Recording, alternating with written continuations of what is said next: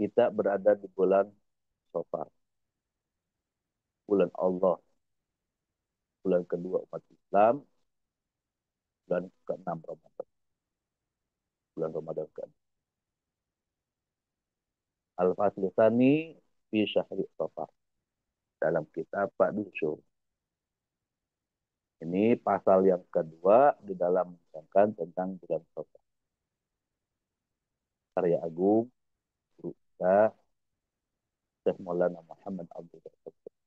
Walahu salah satu akhir. Bulan Safar memiliki 3 huruf. Wahia, asod, walfa, warra. 3 huruf itu adalah huruf sod, huruf fa, dan huruf sod kita telah sedikit membahas.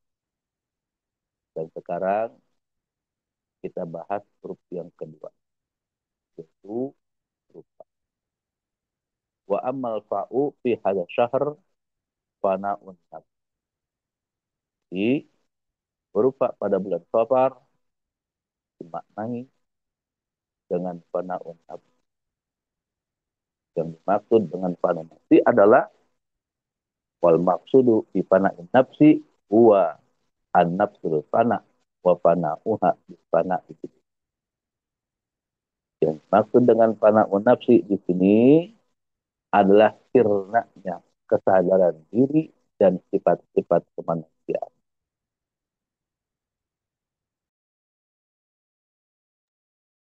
Sirna bukan dalam arti kata rusak, membusuk. Tapi sirna ini raib.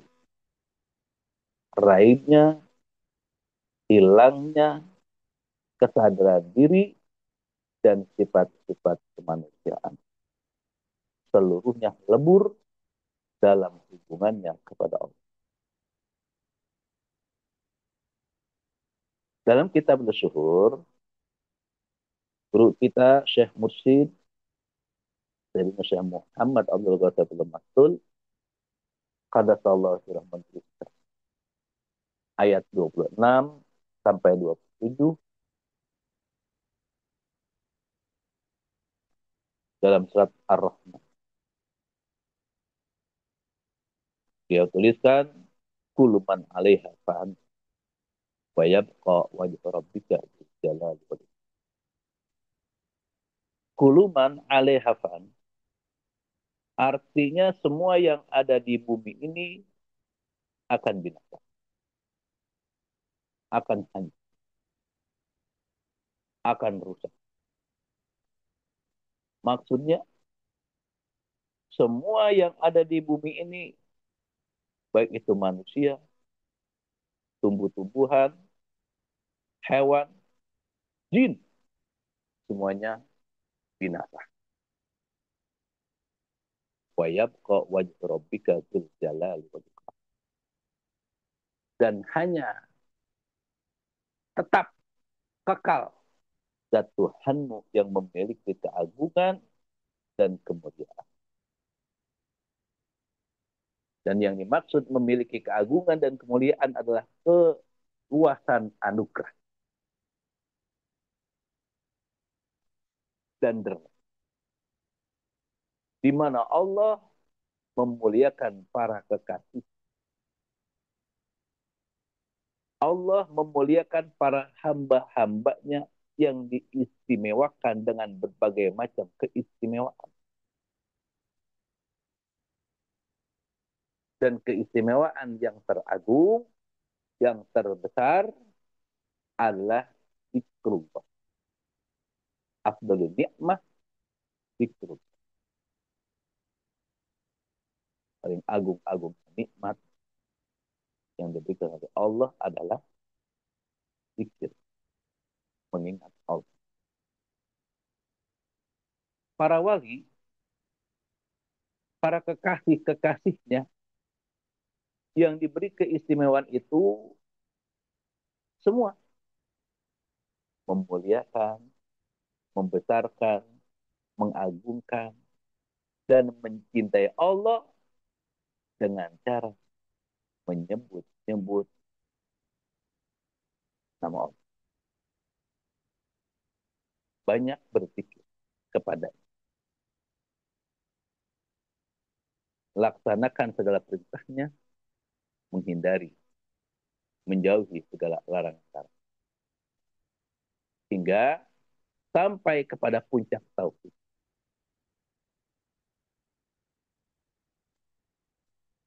Sehingga dia tidak dapat melihat apapun kecuali Allah. Dan kesadarannya tenggelam bersama keesaan Allah Rabb kita jalan-jalan. Ini yang disebut dengan fana'ufillah. Sehingga ucapan, perbuatan, dan tingkah orang yang fana fillah itu muncul bukan karena dia tidak pernah merasa itu adalah hasil dirinya karena berzikir kepada Allah, karena beribadah kepada Allah.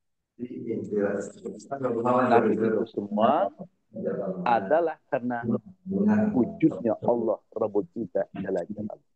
Ya, yang ini juga anak-anak.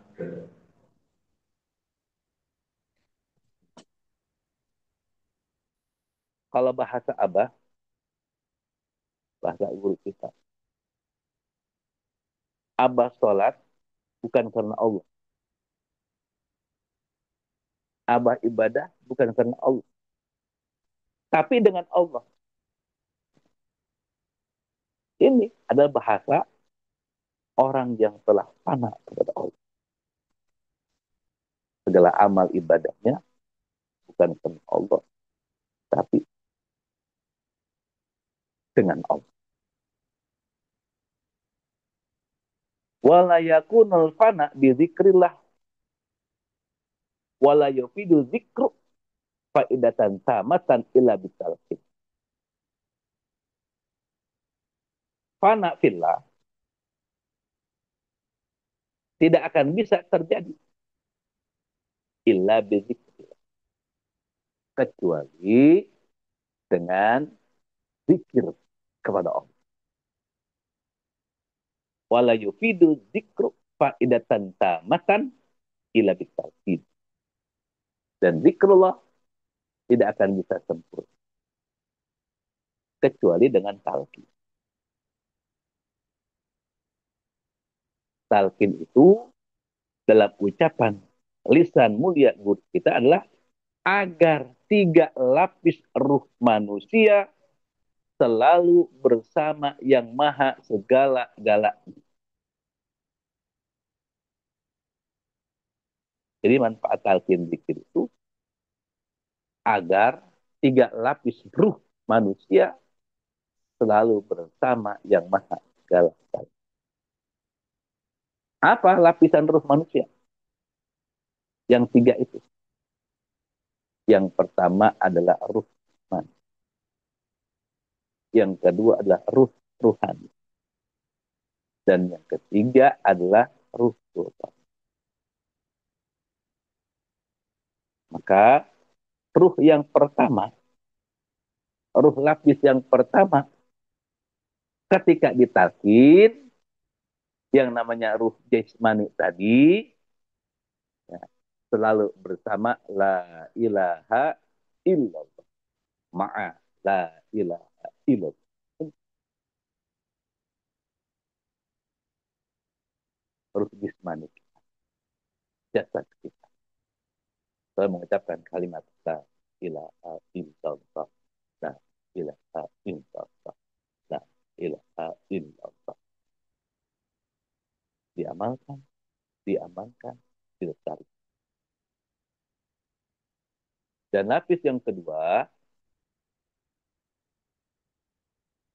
lapis ruh yang kedua, yang namanya ruh ruhani, selalu bersama la ilaha illallah ma'allah. Ma'allah. Selalu mengingat Allah.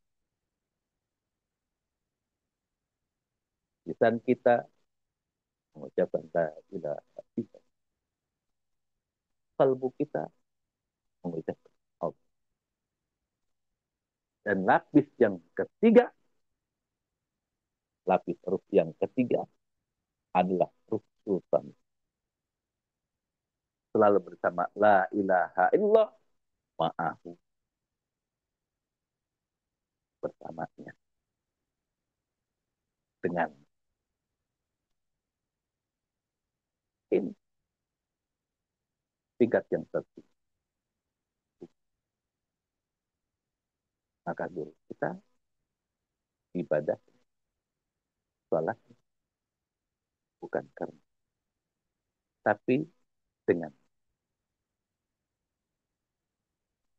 Dan satu-satunya kalimat yang mesti ditalkinkan itu adalah kalimat la ilaha illallah, sebagaimana Rasulullah Shallallahu Alaihi Wasallam bersabda, memerintahkan kepada Sayyidina Ali karramallahu wajhah wa radhiyallahu an, ya Ali, la tudu mautakum la ilaha illallah. Hai Ali, talkinlah orang-orangmu sebelum mati.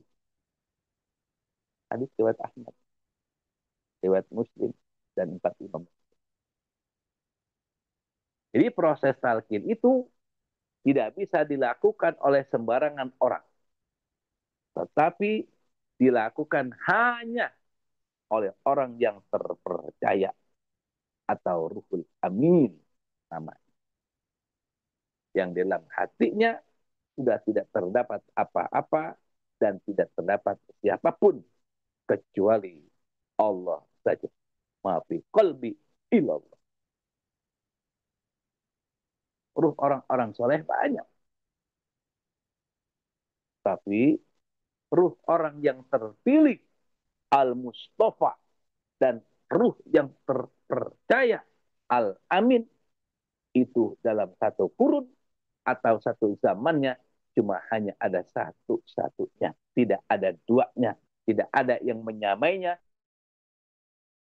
dalam ilmu dan amalnya. Bagaimana Rasulullah SAW bersabda, an Abi Hurairah radhiyallahu anhu, qala Rasulullah sallallahu alaihi wasallam, innallaha yab'atsu li hadhil ummah ala ra'si kulli mi'atin sanah mayujaddidu laha dinaha. Sesungguhnya Allah mengutus pada umat ini pada setiap awal kurun 100 tahun sekali seorang yang memperbaiki agamanya. Hadis riwayat Abi Daud, Hakim, dan Baihaqi.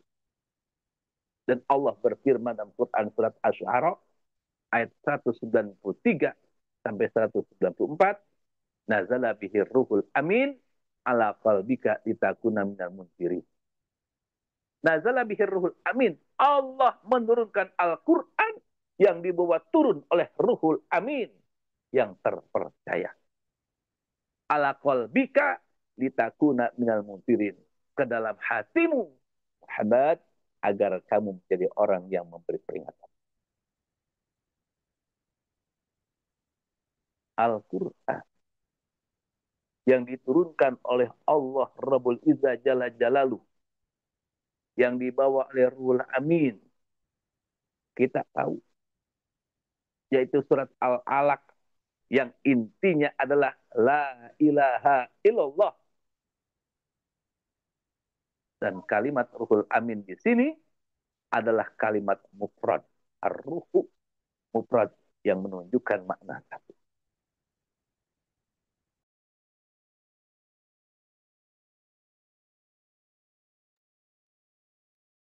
Manusia amrit.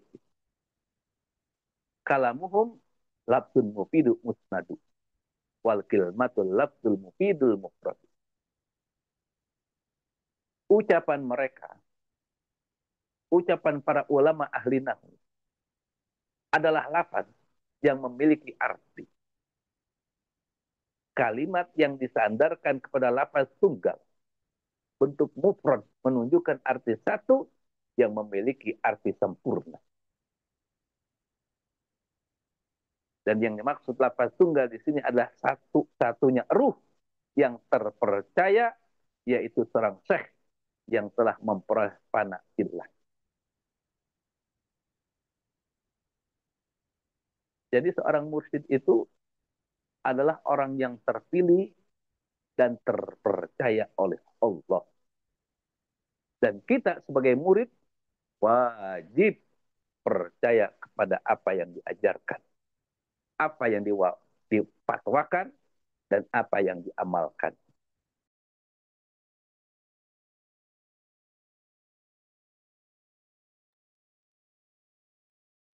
Mursyid itu adalah cermin, cermin hidup, mir'atul wujud. Cermin yang memantaskan manusia, cermin yang memantaskan murid-muridnya, cermin yang memantaskan para pecintanya.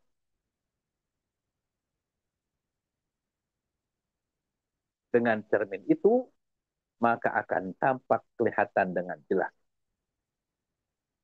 baik atau buruknya.